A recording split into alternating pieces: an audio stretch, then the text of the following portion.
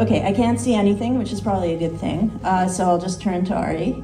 And Ari, I guess I'm wondering, like, what was for you the first spark that made you think of this movie as a project? Because especially, like, I mean, I'm sure you've heard this many times at this point, but it's like, usually when people think about 2020, early 2020, the pandemic, people don't really want to think about it, you know? And so it's a curious position maybe, or kind of like I'm intrigued to hear how you were like, no, I'm going to drill down into that very moment in American history. Well, how did it start? I was living in hell, and when are we? When are we at this point? We're in, I guess we're in late May, early June 2020. Okay, so we're back in the belly of the beast. Yeah. Okay. Which we're still in. Yes. Life in this country was screaming pain, and so I thought I thought that I should make a movie about it.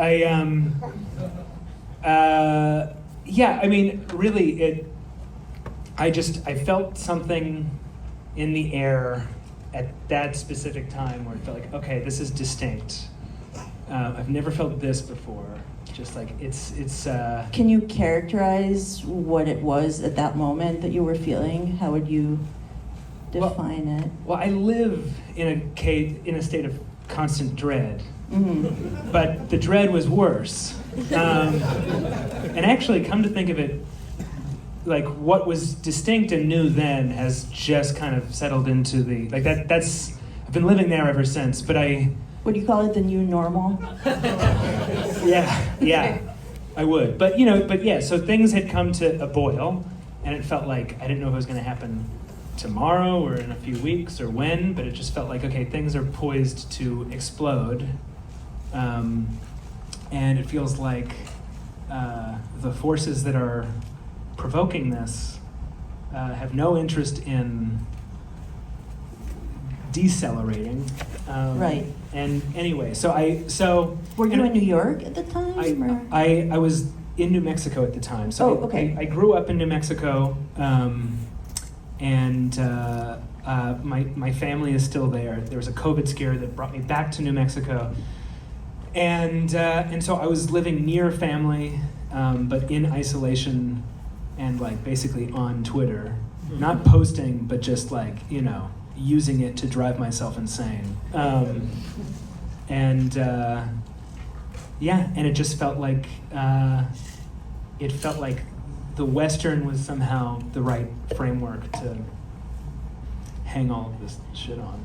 Were you actively watching particular movies at this time of heightened crisis, or were you were you like watching a lot of Westerns, or were you it's just curious to me because I remember it as a time, like people were kind of like watching, what was it called? Tiger King? Remember when people there were these events, these COVID era events that it felt like people were around the hearth like watching these like actually not very good things that took on this kind of momentous meaning because but were you kind of like occupying yourself either in like concerted research towards this new project that began to emerge, or just like were you influenced by certain things you were watching? No, I mean, I did rewatch The Sopranos, which is never a waste of time. And I found it actually hard to watch anything else because everything pales. Yeah, that's a problem. Yeah, but no, I had wanted to make a Western for a long time. The first script I ever tried to get made, I mean, this is just incidental, it's not very interesting. Was a film that was sort of similar to this in structure, but that's it. It was about two people feuding in a small town. Mm-hmm. but I think the film came to me very quickly because suddenly that felt like a good. I saw kind of immediately how I could fold this moment into that.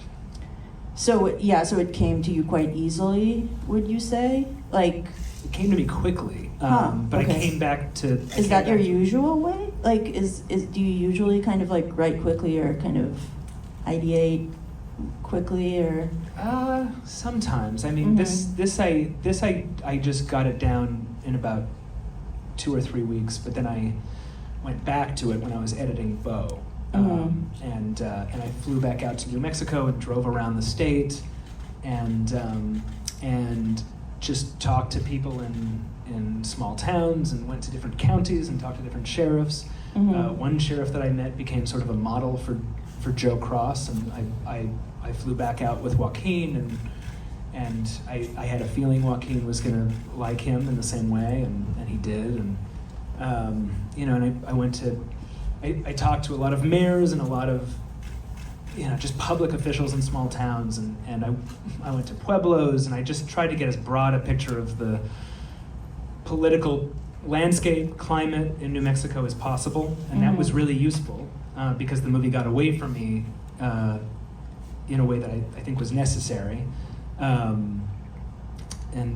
Did it change the first draft considerably, the research that you did, the kind of like more reporterly work that, traveling and talking to people, like, did it surprise you kind of what you found, or was it more in line with the kind of like paranoid Twitter draft where you were more?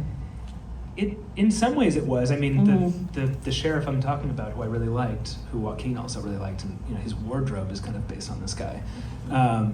The way he dresses. For instance, he was feuding with the mayor of the biggest town in his county, and that mayor was a new mayor. And before he was mayor, he went to town hall, and he had a gun on his person, and they said you can't be in town hall with a gun, and they ejected him. And then so he ran for mayor on the platform.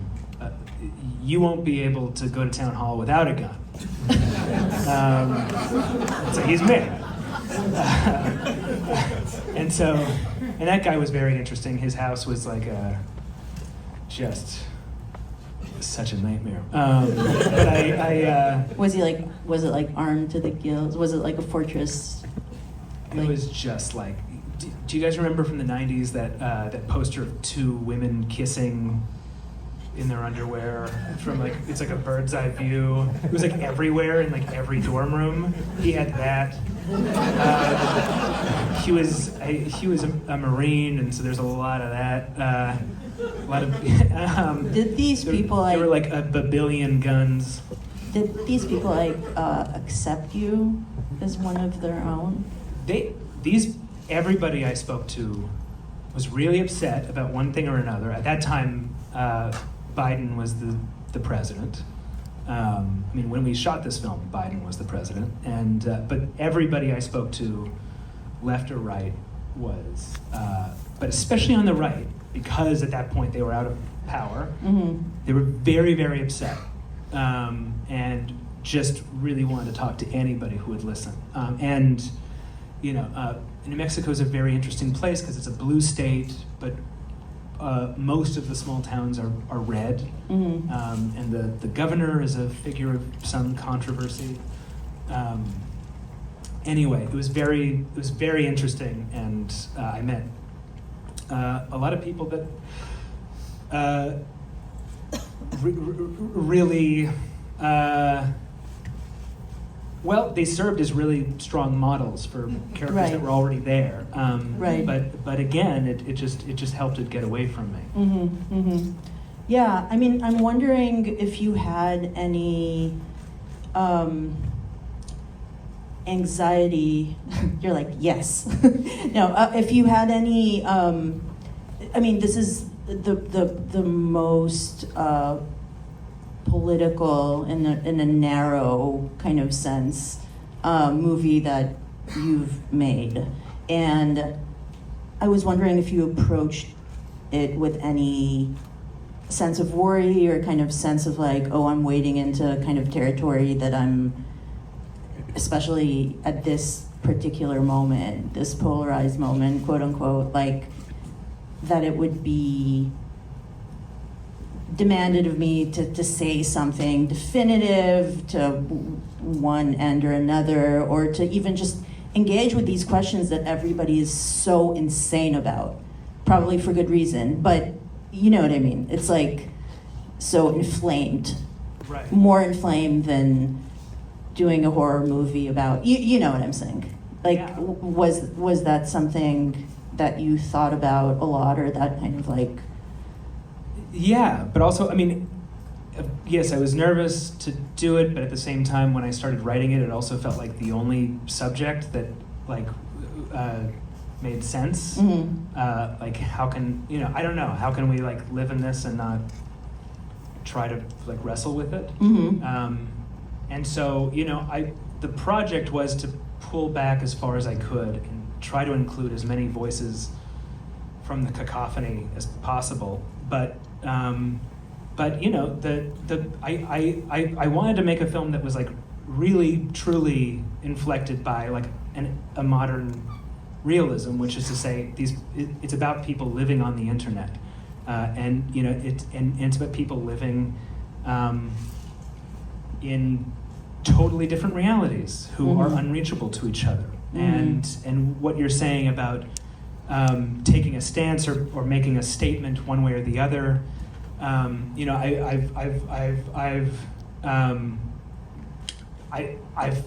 been confronted recently by the idea that maybe that the film is like harder on the left than it is on the right, and I feel like that's maybe slightly disingenuous, because I would say I'm annoyed and frustrated by one side, and I'm terrified of the other. Right. And in this movie you do have some people on one side that are kind of hypocritical and Smarmy and sort of disingenuous. And well, or just like overbearing, or just like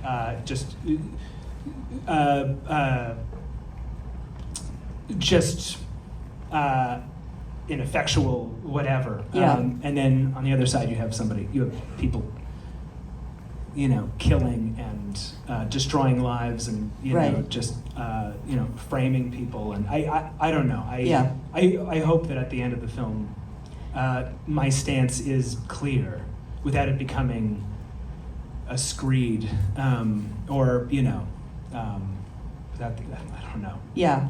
No, it's kind of like hating your parents a little bit or something. Like, you hate them, but you also, if someone like tried to kill them, you would hate the person trying to kill them more. And you can't win.